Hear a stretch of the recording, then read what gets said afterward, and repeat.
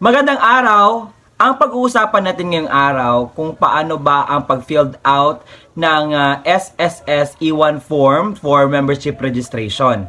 Step-by-step process natin or pakinggan ninyo, sundan ninyo ang ating gagawin na tutorial nang sa gayon makuha ninyo kung paano ba ang pag-filled out ng SSS E1 form. Alam ko na marami ang mga bago pa lang na kukuha ng registration sa membership ng SSS at hindi nila alam kung paano ba mag-filled out ng form na ito. And even me that time, nung ako ay nagplan na sa SSS, so I am confused kung ano yung dapat kong gawin. Pero ngayon, gusto kong i-share sa inyo o ano ba yung dapat i-filled out, ano ba yung mga instructions na dapat nung mapakinggan, at ano ba yung mga dapat nyong dalhin na mga requirements para kayo ay makakuha na ng SSS number or matapos itong E1 form. Kasi sa mga magtatrabaho, pwede sila magkumuha ng membership registration sa SSS at lalong-lalo na sa mga vloggers, freelancers. So, pwede silang magkuha ng membership registration sa SSS. So, ngayon, sa video na to, atin yung pag-uusapan. But bago natin pag-uusapan, magpapakilala muna ako. Ako po si Roel Mendoza Tanyo. Kung ikaw ay bago pa lang sa aking YouTube channel, huwag kakalimutan na i-like ang video na ito. Mag-comment ka if nagustuhan mo ang content na ito. At mag-comment ka rin if meron kang mga katanungan regarding to this concern. And if you want to help me sa aking YouTube channel, just help me by just subscribing it. Hanapin mo dito ang pulang button na may nakalagay subscribe. And also, if you want to have an update sa mga i-upload ko pa ng mga videos dito sa aking YouTube channel, i-bell notification mo na. At samahan mo ako hanggang sa dulo nang sa gayon makuha mo ang punto ng video kong ito. At kung nais mo na mapanood ang mga informative videos kagaya nito, just scroll down, napakaraming na-upload ko dyan. At ngayon, simulan na natin ang pag-filled out ng E1. Ikaw na nanonood, hindi mali ang na-click mo na video, huwag kang aalis dahil tuturuan kita kung paano gawin ang pag-filled out ng E1 form. Let's go! Ito yung mukha o format ng E1 form na ating i-filled out ngayon. So, napakarami dyan at may nakalagay dyan ng mga instructions na dapat ating sundin sa pag-filled out nito at saka mga listahan ng documents na atin ding susundin na kukunin. So, kapag ikaw ay handa na, atin na sisimulan na pag-usapan at i-filled out ang form na ito. Bago natin i-filled out ang form na ito, kinakailangan mong malaman na ang gagamitin na ballpen dito is black ballpen. So may iba naman na form na blue ballpen yung pinapagamit nila, pero dito is nakalagay talaga na black ballpen. At ang lahat ng detalye na ilalagay mo, capital letters lahat. Okay? So ngayon, meron tayong dapat na alamin din. Kapag ikaw ay mag-apply ng trabaho, ang i-filled out mo lang is yung A, B, at saka D. So may nakalagay dyan sa A na personal data, sa B is dependent and beneficiaries, at saka yung kasunod. Okay, sundan natin. Una-una, ang ilalagay natin is dito sa last name. So kung ano yung last name mo, ilagay mo dyan. Okay? Kapag ikaw ay tapos na sa last name or apelyido. Tapos, first name is yung pangalan mo. At saka, sa middle name, hindi mo ilagay yung example sa akin, Mendoza, M lang tapos tuldok. Hindi. Ilalagay mo lahat talaga. Like Mendoza, like M-E-N-D-O-S-Z-E. Z-A. Yan. So, kung meron kang suffix like junior, so ilagay mo dyan. So, dito naman sa date of birth, so, huwag kayong malito. Kasi nakalagay dyan na MMDD at saka YYYY. So, ang MM, ang ibig sabihin po niyan is month. Okay, example sa akin, 12 kasi ang ano ko is December. So, 12 yan. At saka yung date is 31. Ayan, so lagay natin 31 at saka year is 1996. So, yung iba, madali na lang. So, kung ano yung sex mo, sa akin is male, ano yung civil status mo. So, kung pipili ka sa other dyan, like sa widowed, may ano yan na mga documents. So, ipapakita natin mamaya at alamin natin mamaya. So, sa akin is single pa ako. So, kung ikaw, kung ano yung status mo sa buhay, so ilagay mo dyan. At saka, kung meron ka ng TIN or tax identification number, so ilagay mo dyan. Sir, paano kung wala akong tax identification number? So, okay lang kasi nakalagay naman dyan is if any. So, ayan. So, next na tayo, ano yung nationality? Sa akin is Filipino.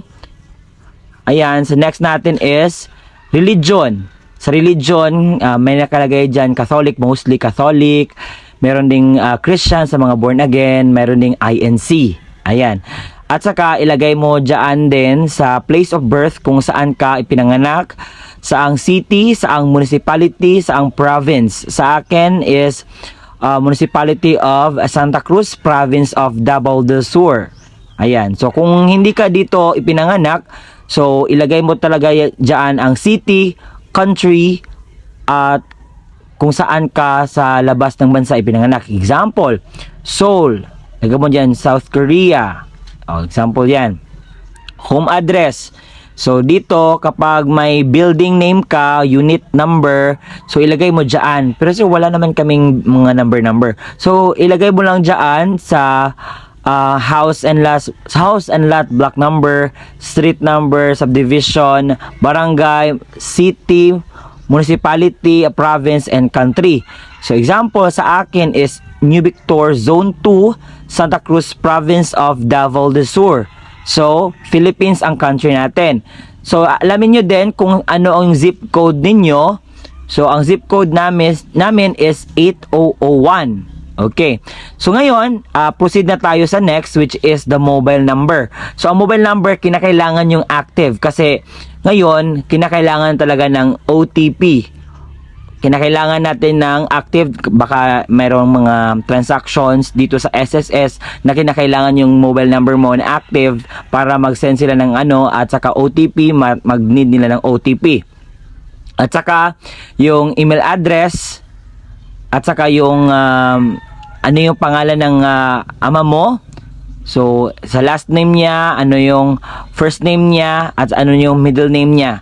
So, kagaya mo filled out sa pangalan natin, no? At saka sa mother's name.